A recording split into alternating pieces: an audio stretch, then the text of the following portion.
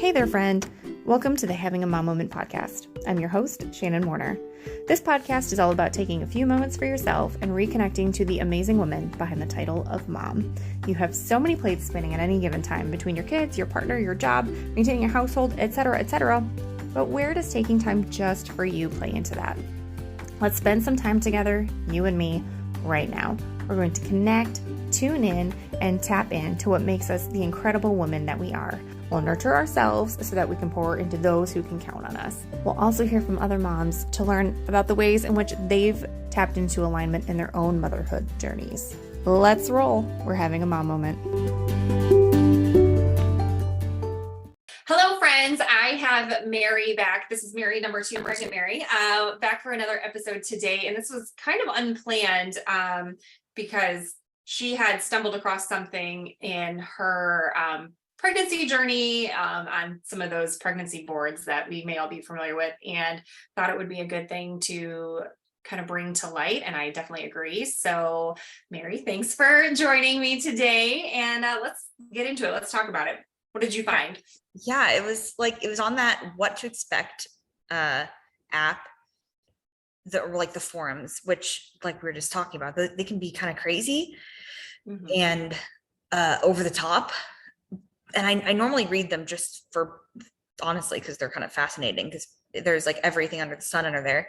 But one I came across a few weeks ago was about, a mom or a soon-to-be mom experiencing like anxiety or depression or just unwanted feelings before the baby's born and all this stuff. And she was asking the forum, should she go on Zoloft? Should she do these things? And so I clicked in because I find that pretty interesting. So right away, there was like tons of women who were just encouraging her to go on it. It's going to change her life, And I'm not saying it won't change her life, but there was things like, I started feeling these feelings, and within 2 days, they put me on Zoloft, and I was like, slow down, calm down, hold on. Within a matter of days, these women are like hopping on an SSRI, which is, a pretty dependent, your body is pretty dependent on drugs like that fairly quickly. And everyone's different, but in my experience, and this is not any, obviously I can't speak for them being pregnant and feeling these feelings, but at 15, 16, I started what's called Lexapro, which is also an SSRI. So I have no experience with Zoloft, no experience with like the other ones, that the main ones, but I do have plenty of experience with Lexapro, which is a very common anxiety, depression, SSRI. Can you explain what an SSRI Yes, is? let me get you the exact definition. It's a serotonin something. It's basically you're replacing the serotonin that your body naturally would release with a synthetic version to give you those quote unquote happy emotions or happy hormones that like normally, if your body's functioning normally, you'll have oxytocin, you'll have dopamine, serotonin, and lots of different things can set that off. Exercise, food choices, what have you, life situations. But it's very common for all of these things to get out of line or depleted. Let me get you that. Selective serotonin reuptake inhibitor. Okay. They are a class of drugs that are typically used as antidepressants in the treatment of major depressive disorder, anxiety disorder, and other physiological, I'm so sorry, other psychological, not physiological. I'm thinking about physiological birth, and yes, I know. Psychological conditions. So yeah, I never respond to these forums, but I did feel compelled because there was maybe a couple other women in there that seemed to think more on my side of things, where they were offering encouragement, but they were also like, hey, this is fairly normal. Like there's different ways to get through this. But the majority was just, nope, just do it. Just get on. You won't regret it. And I just thought that was a bit jarring, especially for someone who's expressing that they're unsure if this is even what they want. Mm-hmm. And so it's very serious, I think, it's not a casual thing to be put on this type of, this class of medication, I think. So I did offer some food for thought. I can just read it out, actually. Yeah, I would love that. While you're pulling that up, I think it's so interesting to hear the immediate response and how everyone was like, just do it. And I will say from my own experience, how quickly a couple of my friends, when I was kind of like, this is kind of how I'm feeling, after I'd had my children, not pregnant, of course, but there's like, just get on XYZ. Like, oh my gosh, it took the edge off. Like life is so much like, why is that the immediate response that you're just like, exactly. Go do this, Exactly. There's nothing wrong with it. And I guarantee you it is life-changing for so many women and men or whoever needs it. But why is that the immediate reaction? And I mean, doctors used to tell me, and now granted, I got off when I was 20, so I was on it for 6 years. But the doctors used to tell me, oh, you can be on it for your whole life. And I would say back to them, but that's not what I want to do. Right. And I felt like I was like some minority of people saying I didn't want to be dependent, because if I would try to get off of it, the withdrawals of it would be so intense for me. Mm-hmm. I would have to just get back on and try again. It took me a whole year to get off of it. And now that's not everyone's experience. Some people can get off of it much easier and quicker, almost like cold turkey style. That was not how it was with me. That was not how it worked in my body. And it was only 10 milligrams of it. It was not like a huge amount, but personally, it didn't matter. So, okay. So this is what I said. I, of course, want you to do what's best for you, but I do want to offer a differing opinion, just as food for thought. I have never been on Zoloft, but I was on Lexapro for 6 years. Again, I have zero experience with Zoloft, but it is what's called an SSRI, just like Lexapro. So one can assume it works fairly similar in the body. It sort of helped, but for me, was more of a Band-Aid for me versus dealing with my true feelings. I worked extremely hard to get off of it, which was really hard because once your body is dependent on a substance to start making serotonin for you, your body doesn't naturally want to or need to make it anymore. I am 30. This was when I was 20. So I don't want to discount your experience or your need for it, but I just wanted to encourage you that if you did have any doubts and you wanted to push through and work through these depressive spells to the other side, happier and Zoloft free, please know it is 100% achievable. I won't say it is easy. I had a very difficult time, but I will never regret my decision.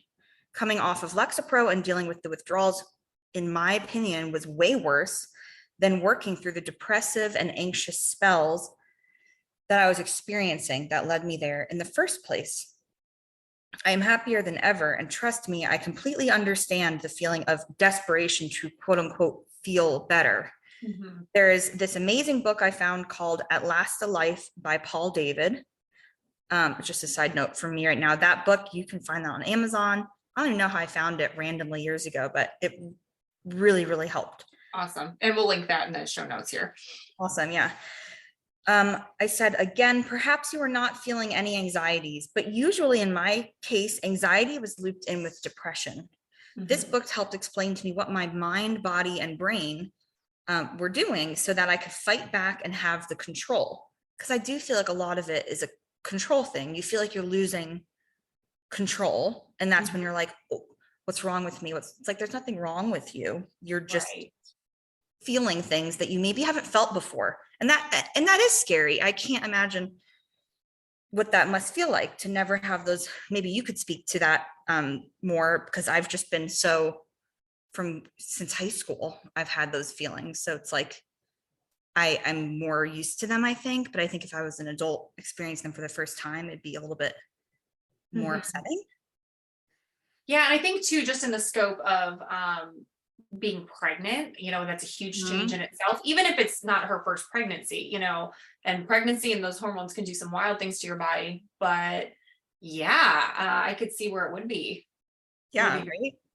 unsettling. I said, please don't feel that if you choose Zoloft, you are a failure or you gave up. That is not true at all.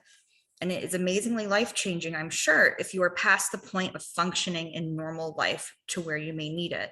But I wanted to urge you to listen to your body and mind and what it is telling you. You can do hard things and get through to the other side, just like labor, just like parenthood. You can do it, and you are stronger than you think. Whatever decision you make will be the right decision. I say all of this with so much love and kindness. Be easy on yourself. Was there response to that post? I think a couple of people liked it, but it was not like nobody like. I didn't know if people were gonna like pile on you from the other side and be like, right? Kids are the only way. And for a minute I thought about that, but then I thought, that's fine.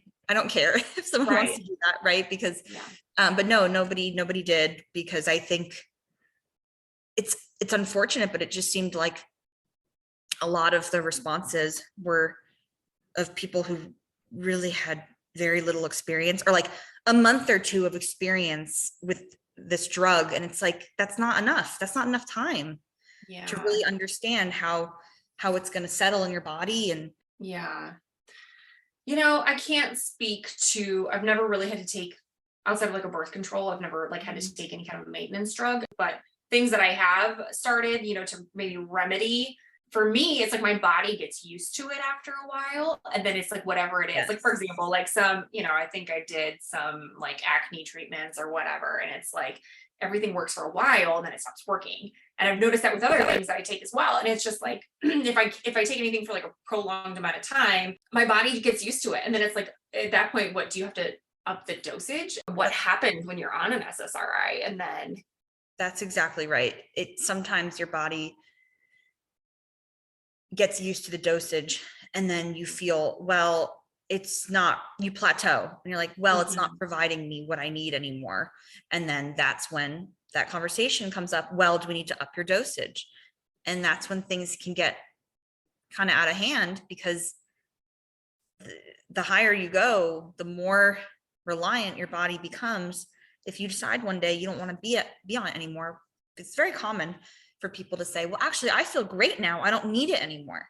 So then they come off of it, and guess what? They just drop right into a hole, and they got to start that process all over again.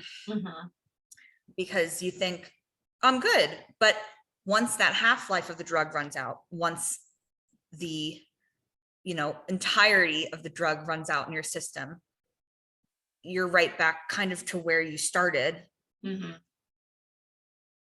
So it is the situation of your body just getting like way too dependent on it. And then that's when people decide that they're good. They can just be on it forever. And there's nothing wrong with that. There's seriously nothing wrong with that. I don't want anyone to think like there's, that's so not why it was just a personal decision for me. It was really important for me to come off of it, because I never wanted to be on it on the first place. However, we did everything we could. And my mom and I, we did everything we possibly could and my dad, we all worked together to like sort it out as naturally as possible. But it was getting to the point where I wasn't really functioning that well.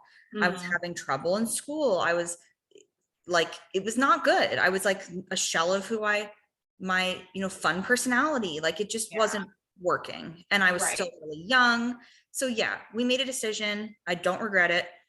And then as soon as I could kind of work through it, older and more like grounded, I worked through it, and awesome. But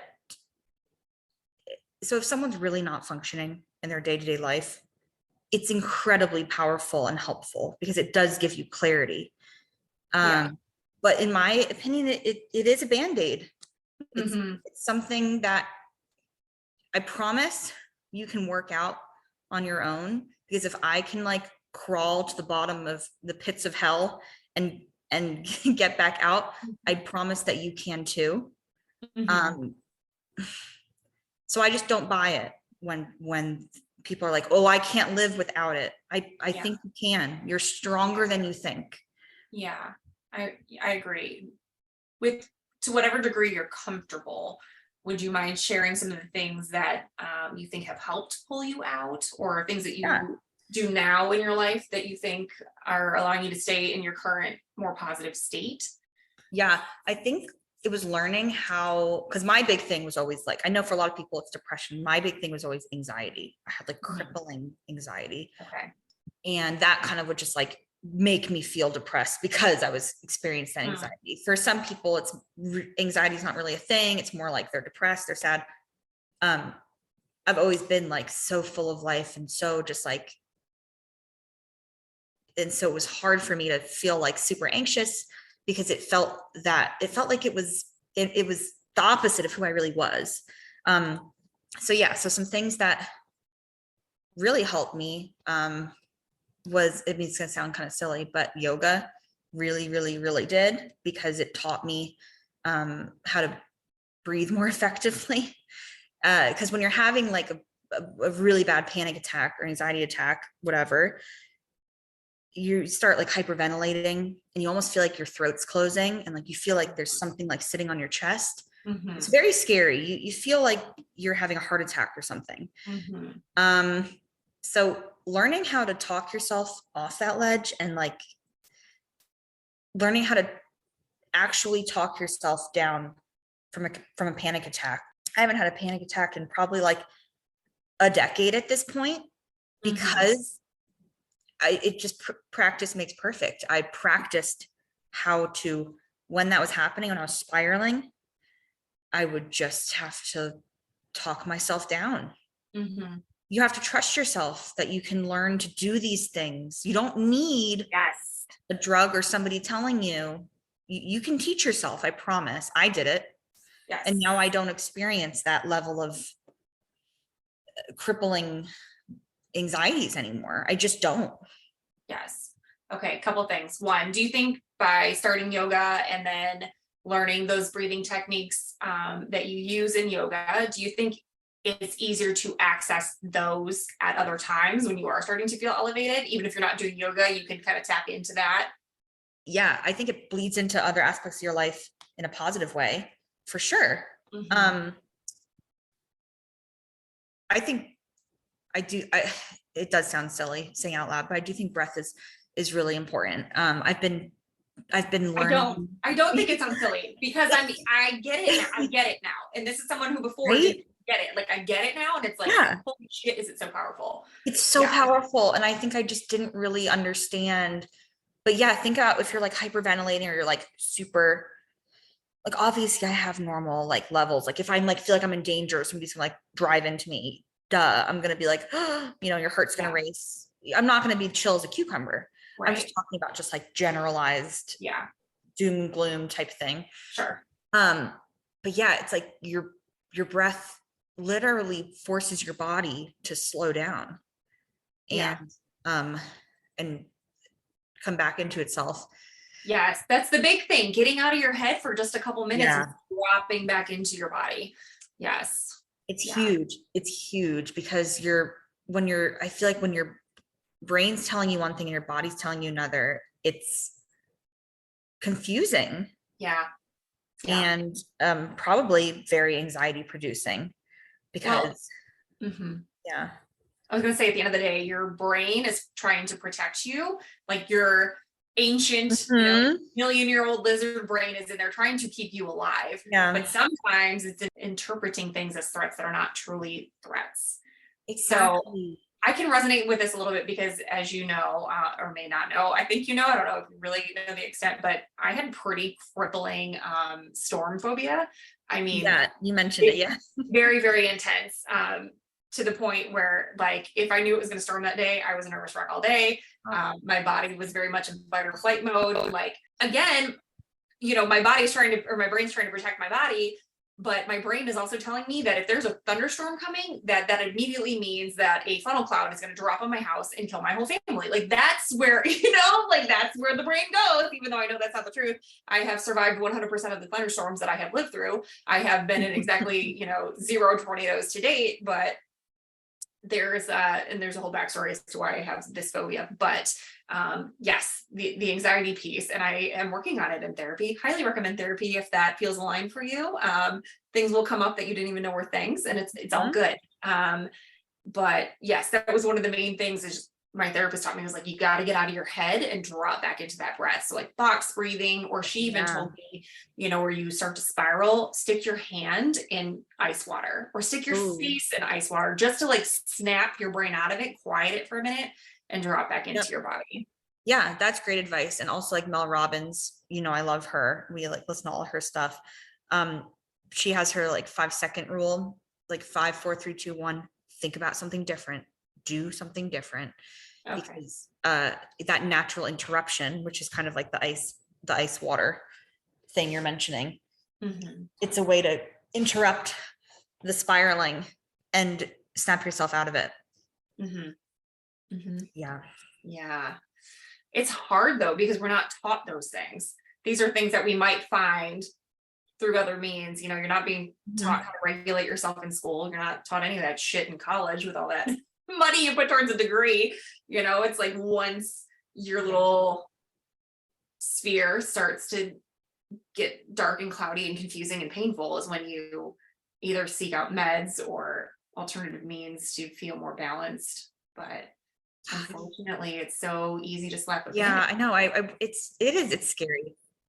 It really is. And of course there's so many situations where like an obvious, like if it's like a true medical condition, obviously it's not about being like, oh, I want to be all natural. It's not about that at all. It's just, like if it's something super, super necessary that you literally can't live your life because of this issue, which for some people, anxiety and depression can absolutely feel like that. That is absolutely true. But I think part of why I needed it younger is because I was trying to understand what's going on, but I was a little bit too young. At 16, you're not really thinking in the same way. No, you're absolutely not. And your prefrontal cortex is still forming and all of those level thinking abilities. Yeah. You almost can't look at it in until I could look at it in a more scientific light of, oh, this is happening to me. This is not me. It's okay. Yes. This is happening. Yes. You are not your anxiety. You are, you're so big. Then I could understand, oh, okay, I just need to understand what's happening. Then I can work through ways to combat it and control it in a sense. And it's weird. People go through it at different points. Some people don't ever feel it. Some people, they in their 30s, 40s, 50s. It's very scary because it's not only emotional in your mind, it's like in your body. So you think something's physically wrong with you. Yeah. You're like, oh, I'm unwell. But the doctor's like, no, you're well. You're experiencing anxiety. It's like, oh, that's unpleasant. Because you would rather them just tell you there's something wrong with you. Like, oh, yes, you have this thing going on. And then once we fix it, you'll be fine. And you focus so much on trying to feel better and get better. And then you are disappointed because it doesn't work always. You just need to, I think, let all of the emotion in, all the feeling in, and just let it get messy and work through it. Can I ask, did you start doing the work, quote unquote, while you were still on the medication after, or while you were in transition? While you were definitely on it? While I was on it. Yeah. Okay. Because it is quite intense that would be quite intense to have something that really impacted your day-to-day functioning and then just decide, oh, okay, I'm not going to, I haven't sorted myself out yet and I'm off of it. That would be, I'm sure it's not impossible, but that would be definitely a lot harder. So yeah, it did take me, I tried multiple times following what the doctors had said to cut it down by half. Now it was only 10 milligrams. I was fairly lucky to not have this like huge dosage. It didn't impact me that much. It helped enough to the point where you noticed a difference if you didn't have it, which I never liked that feeling because you're like, oh, whoops, I forgot to take that today. Now I kind of feel like garbage. and it would last a few days, you'd be fine, and then the half-life would wear off. It was not a good rhythm to be in. But their recommendations for getting off the dosage of reducing never worked for me. It never did. I ended up having to experiment and cutting down by 0.25 every like month or so or whatever was the only thing that worked for me. I think I was just, my system was so sensitive or whatever to it that I noticed any change at all. And then during that time, I would say it wasn't really therapy based. That's not what helped me the most. I think it was just trial and error, and it was learning to trust myself. And not saying I hadn't had therapy prior to that, because therapy can be so excellent. It worked more, in my opinion, for me for like specific situations versus general. Yeah. But in this situation, I was so determined. I knew what I needed to do, and I was ready. And I remember the day when I got to 0 milligrams, and I thought, here we go. In a couple of days, I'm going to feel like crap again. It comes. And it didn't come this time. And I was like, I'm free. Wow. I'm free. It's like the best feeling you could ever imagine, because you're so much fuller and better on the other side, being your true self and like letting the raw emotions take over and not being afraid of them. Some people are afraid of being too much and too intense and too emotional and too this, too that. And I don't think that's a great way to look at it. I think part of growing into your skin is saying, maybe I am a little this or that, and that's great. Yeah. That makes me part of who I am. And usually if anyone feels like you're too much, you're too this, you're too that, usually it's an insecurity on their side. Maybe they feel like they're too much in some department, or they're unlikable or unlovable in some aspect of their personality. Yes. Which is obviously sad. Nobody should feel that way. Yes. I have several things to say about this. First, about that last part. It's usually when someone is hung up on something about you. I won't say usually. It's often because they're not free in themselves with that. They're suppressing something in them, and they see you doing it, and it triggers them because they don't feel free to be that way. It may not be your exact quality, but however they're identifying that quality of you that triggers them, so to speak, it's something in themselves that they're not free or allowing themselves to be free with, which is interesting because I look back now that I have that awareness. I look back at people who have triggered me in the past, and I'm like, oh, that's why I didn't like you.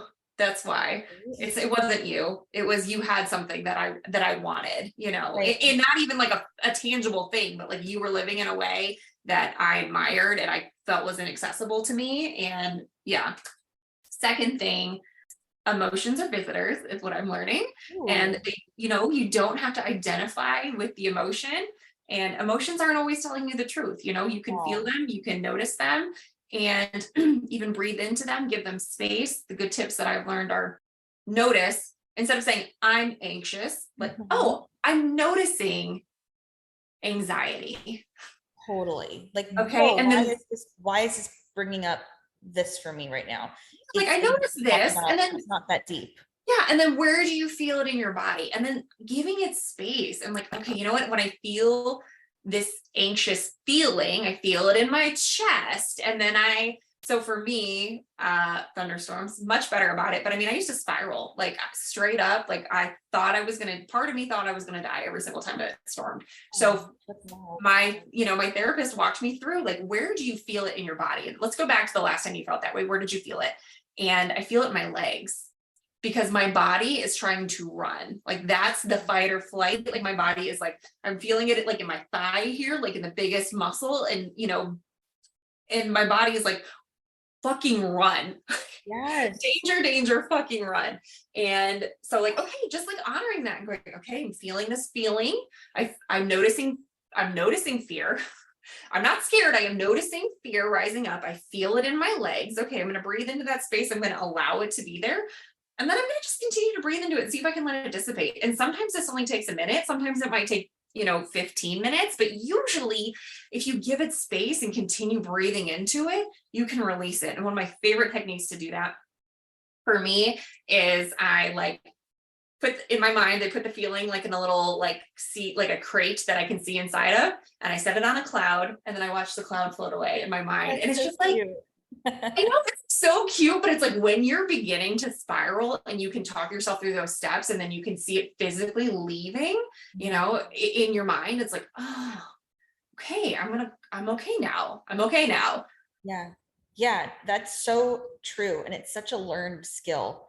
It's something anyone can learn. It's not like, oh, well, I'm just chemically imbalanced and that's it. And this is just me. No, that's discounting your strength and abilities to get through something.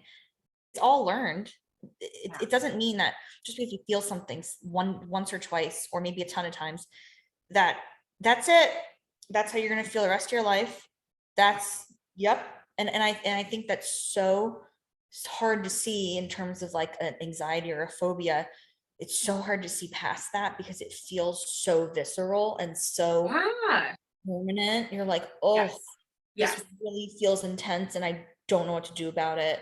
And it cripples you. You just can't, you may seem fine on the outside, but it's very draining on the inside. But it's not, that skill of being able to talk yourself off that ledge, in your case, putting your phobia in a little crate, putting on a cloud, and exactly. And it flies away because doesn't need to be permanent. We don't need to attach ourselves to think so intensively. I don't know why.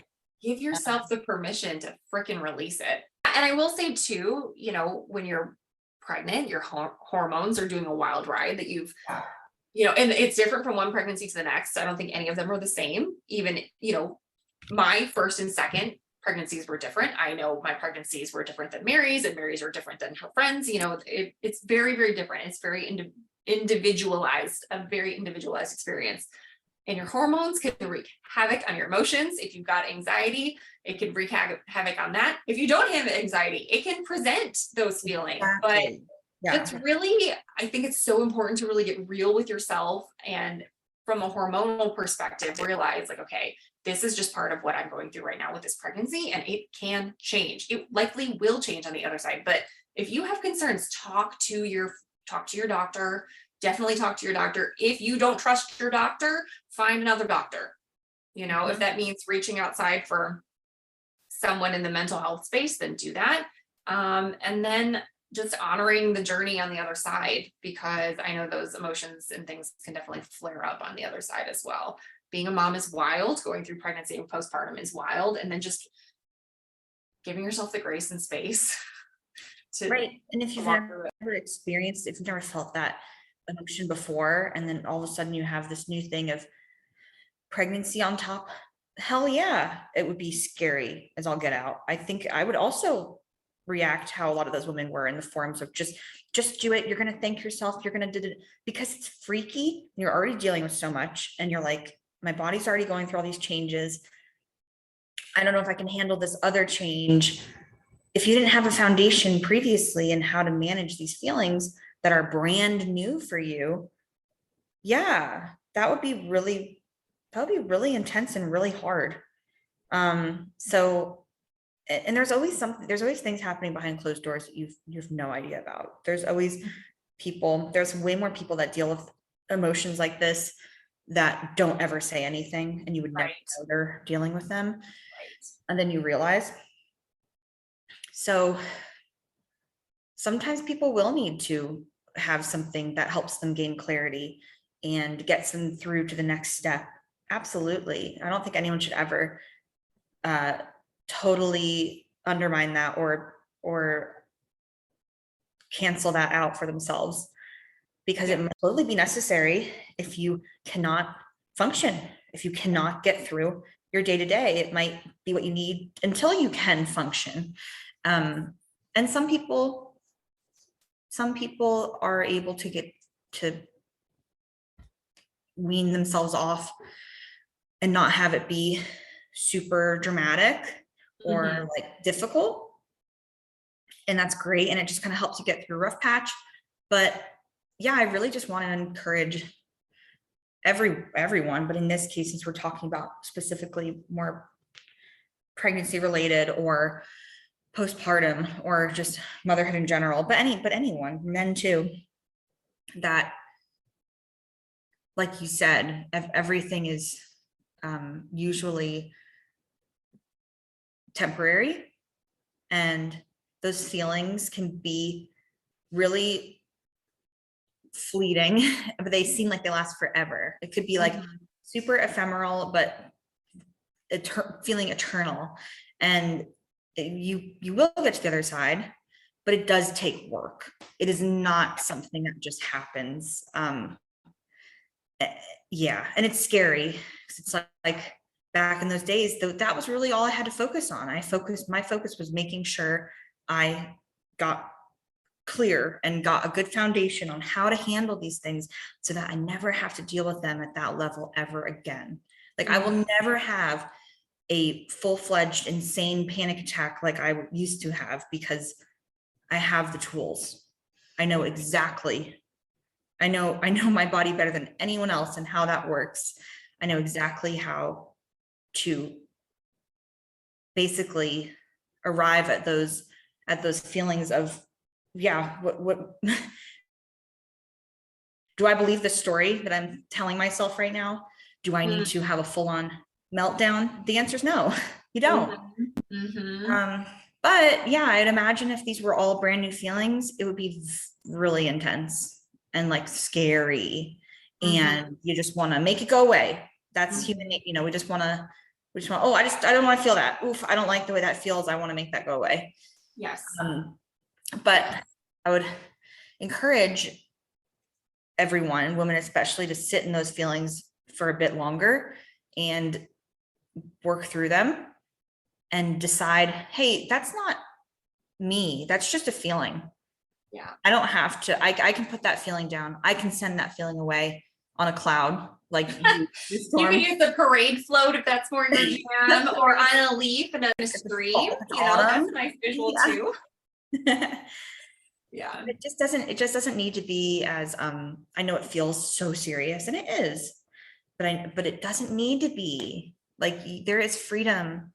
There is freedom beyond these feelings, and you are not your feelings. Yeah. Yeah.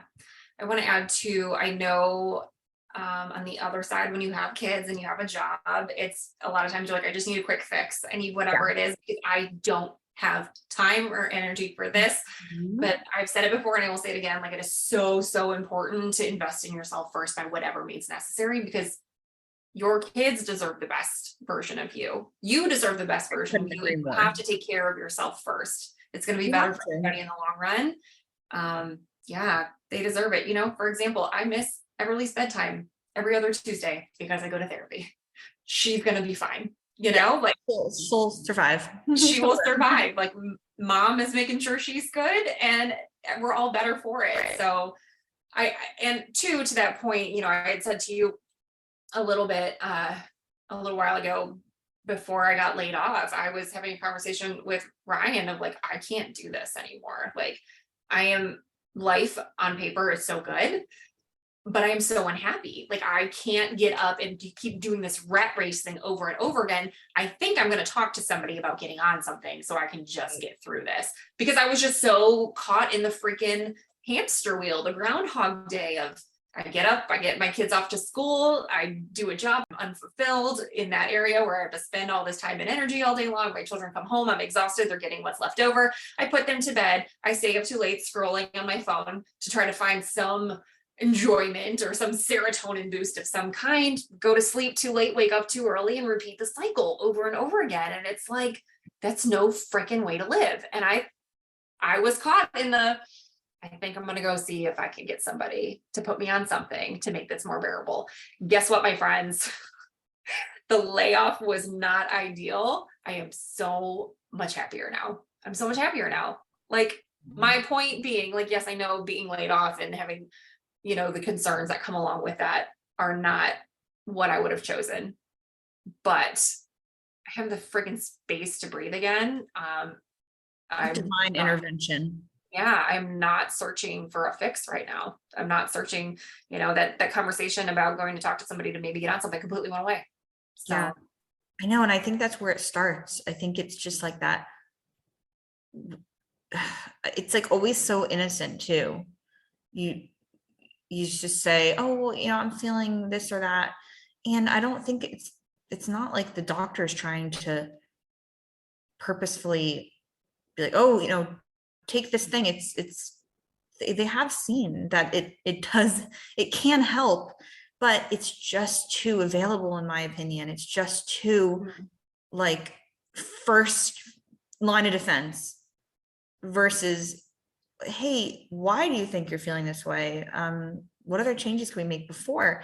It's like well, if you feel you need something, and I think it always comes from a good intentioned place, you know, oh, if you feel like you need something, we can get that sorted out for you. But like how we started the conversation, why is that the first line of defense? Why is that the very first suggestion? Why is it not questioning, hey, what's going on in your lifestyle?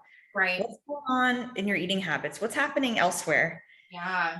Like, how are your stress levels? Why is that not a conversation? Why is it just, well, if you need something? Because it can just muddle everything together.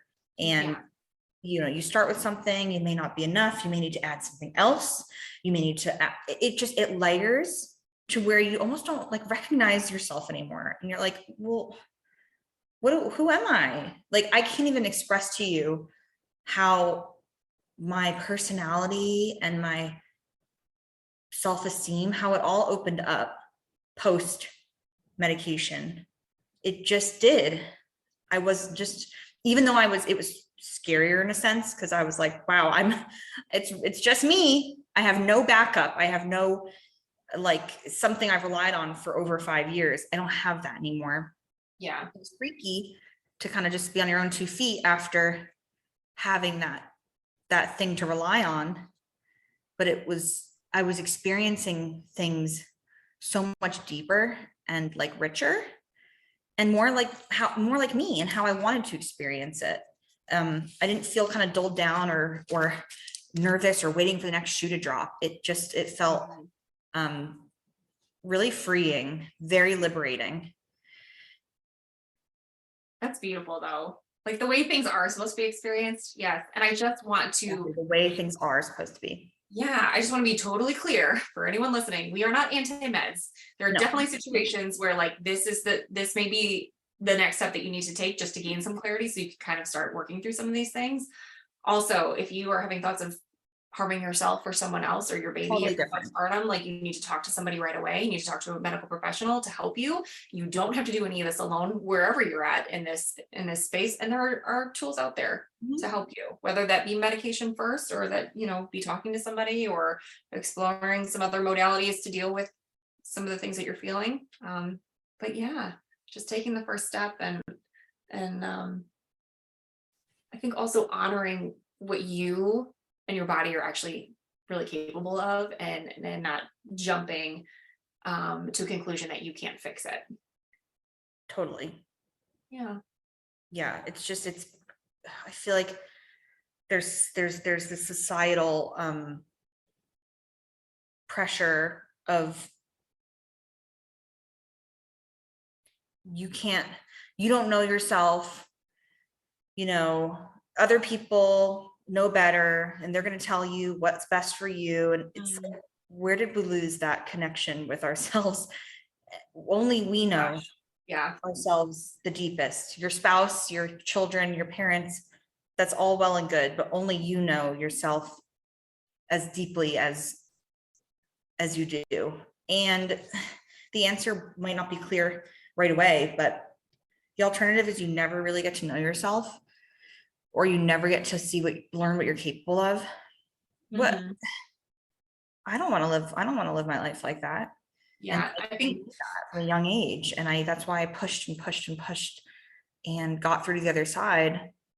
And I know it's not for everyone. I know it's terrifying and it was not fun and it was very dark sometimes, but it was what I was willing to do to fully embody who Mary is, who I am, because there's no other person other than you. You know, you're it. You're the only version of you, right? Yeah. Why would you want to be someone else? I don't want to be someone else. No, and we're all here for a reason. If you woke up today and took a breath, you still have work to do. You were here for a reason. So be the truest you. And that's what everyone else deserves too. And if you're not for everybody, you can't see it, but double fingers up. Like, exactly. No, that's okay. That's okay. That's really okay. That was a big part of it for me too. I think I cared so much about what people thought of me and this and that. And then you realize people aren't really thinking of you. No, they're all too caught up in their own stuff. Yeah. Nobody's really that focused on what you're doing and so why not do exactly what you want, live exactly how you want to live? Freedom. Yeah. And some people will reject that. And you know what? There's such freedom in saying that's totally fine. I hope we all win. That's fine. You don't want, I'm quote unquote too much for you. I'm too this, I'm too that. Being like, honestly saying that's okay. Oh my God, that's so freeing, because for years I could not. I was like, oh, I just wanted to be liked or accepted. All these shallow things that really didn't add anything to my life. Yeah. And fostered more anxiety, caused more inner turmoil. It's all connected. And once you realize that you could do everything in your power to try to make someone like you, and they could still not like you just because they choose not to, it's like, it doesn't matter what you do. Some people will just not like you. Let it go. They're not your people. Right. People will love you regardless. You can't change anyone's perception of you. Once they've perceived something, that's on them. And what people think of you is really none of your business. Right. So good. So good. No, I think that's huge. I've heard that semi recently, like in the last couple of years. I forgot where I heard that from, but it's like, yeah, what people think of you is none of your business. It's not really for you to know or have an opinion on. It just is. Yeah. It doesn't matter. Yeah. I hear you. I think this was such an important conversation, and I'm so glad you brought it up. And just a reminder that those boards are a wild, wild place. Just take everything that you hear with a grain of salt, because there's some crazy stuff on there that I'm like, why is this being blasted onto the internet? It's like a lot of it's like deeply personal stuff that I'm like, are you sure this is something you should be sharing? Yeah. But I thought that one was, I guess I'll never know what this woman decided, but I thought that was really interesting. And there was only about like me and like 5 other women who were holding space for the opposite. And the women who were pro Zoloft were so lovely and not at all. Like, of course, they had all the best intentions and they were being so supportive, but it just seemed like I felt called to offer clearly another opinion, because it seems like for these women who were so for it, it seemed like they really had virtually no experience with how they seemed like fresh. They're like, I've been on it for 3 weeks. And I'm like, well, girl, I did 6 years on something similar. So, things don't always 3 weeks to 6 years, kind of a different situation. Yeah. And of course, hormones change every, what do they say? Like every 7 years, your hormones change. I don't even know. And then when you're pregnant, it's every 7 minutes. Yeah. It's like, so it's totally this like part of the world that I don't really quite understand, because obviously I'm not on medication pregnant like these other women were or are. So clearly there's pieces of it that they understand better than I do. I just wanted to kind of offer some food for thought in general, because it seemed like it was just being shrouded with like that pregnancy, soon to be a baby. And, and you want to, of course, be the best mom. So they were like, do it now before, so that you're ready. Because of course you want to be in your best state. And in their minds, this was the best possible thing she could have done for herself. But is it in actuality? I don't know. That's for her to decide. Yeah. But just offering another piece to consider, I think is huge. Yeah. And like with any advice, if it resonates, great. And if it doesn't, that's fine. But even if it didn't help her, maybe someone else read it and thought, maybe there's another way. So, and it led to this. So maybe, anyone in their walk with mental health will hear something that'll help. And you know what? If it doesn't resonate, hit pause, move on. Like, it's fine. It's fine. Right. You just never know who you're going to impact, because that's happened to me so many times where I'm impacted just by something I come across. That person didn't know they were going to impact me on that specific day. And I thought, oh, wow, that's really helpful. You just don't know. So the best thing you can do is put it out there into the world. And if people want to receive it, that's great. If it doesn't work out for them and it's not helpful, don't pick it up. Don't use it. Don't use the advice. That's okay too. That's simple. It's okay too. It's that simple. Oh my gosh. Well, I think it was a great topic. Thank you for bringing it to my attention. I think it was great for, this space that we're operating in here. And thanks for sharing your story. I know it's not always easy to be open for people to be open about their own mental health, but I think the more we talk about it and destigmatize it, like the better we all move forward in a more healthy and whole way. Definitely. Yeah. Thank you for letting me talk about it. I think it's really important. I think it should be discussed more. And I don't think it's anything to be embarrassed about. So many people specifically deal with anxiety, depression type things. It's so common, so common. And so it doesn't need to be, and we've learned so much about it. We have so many tools to help you. I'm living proof of someone who doesn't, I wake up every day and I'm excited for the day and I don't have to deal with any of these feelings. And there was a time in my life I thought, that will never be me.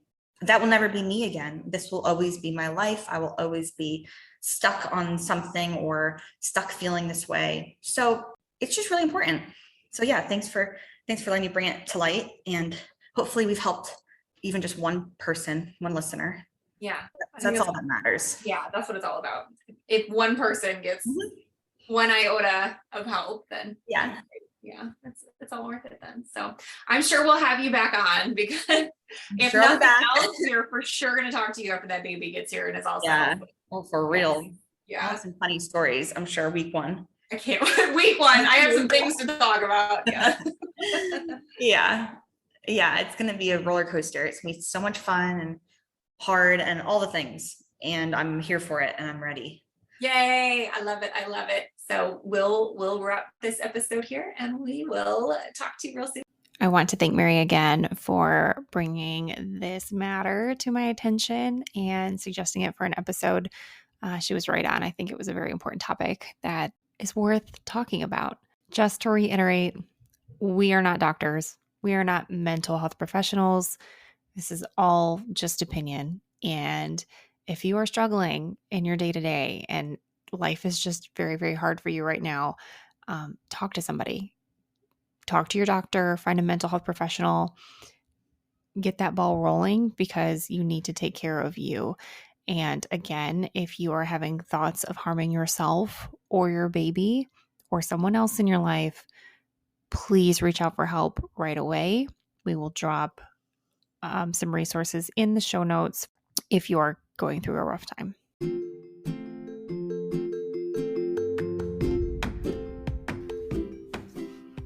Thank you again for being here today. I hope the episode provided some food for thought. I think it is safe to say that SSRIs are becoming very, very common as a means to cope with this life that we are all living, because times are tough and life is hard, and it's okay to need a little help sometimes. We are absolutely not degrading the benefits or the need for these SSRIs. However, we are offering some tools to perhaps assist before you take the step of meeting with your doctor and getting on a medication, or to help you navigate your life if you're considering stepping down your dosage or stopping your usage entirely. Some of the things we talked about in this episode are yoga and learned breathing techniques. I've had some very amazing breathwork session experiences recently, and it's something I highly recommend.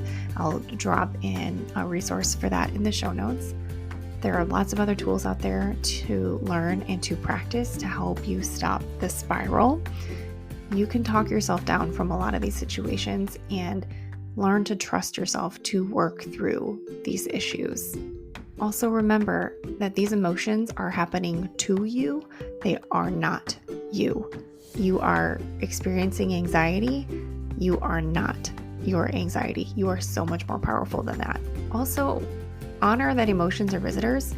Notice them. Pay attention to where they show up in your body. Give them space. Breathe into them and then let them leave. You don't have to hang on to them. And lastly, remember you know yourself best. Maintaining that connection to yourself is what we're all about over here at Having a Mom Moment, and I encourage you to stay tapped in and in tune with yourself and your needs as much as possible. Don't forget to come hang out with me over on Instagram or on Facebook at Having a Mom Moment.